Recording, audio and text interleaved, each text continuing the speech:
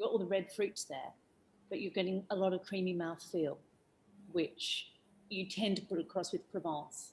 And you've got this sort of sweet, ripe fruit, which is very attractive. Then it just goes an extra level. So if we're talking entry level, it's probably over delivering.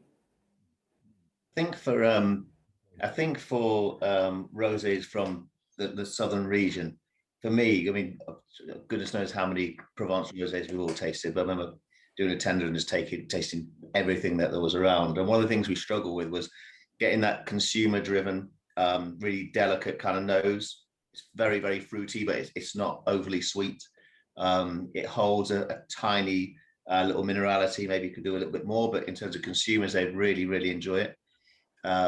It has a finesse without being too heavy. Okay, maybe it could brisk up a little more, but yeah, pretty good.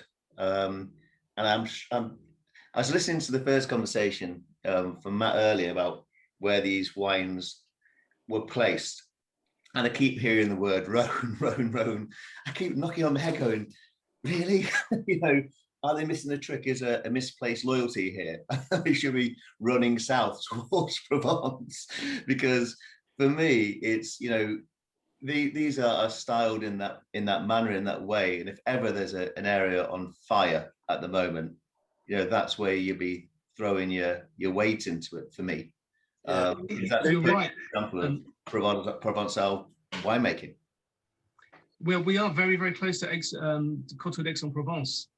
If this is made next to the River Durance, to the south, then to the north, you're in Coteaux d'Aix-en-Provence. So we are very close. We are in Provence. You know, Provence is a big region. But I suppose might be holding hands with the wrong name, as it were.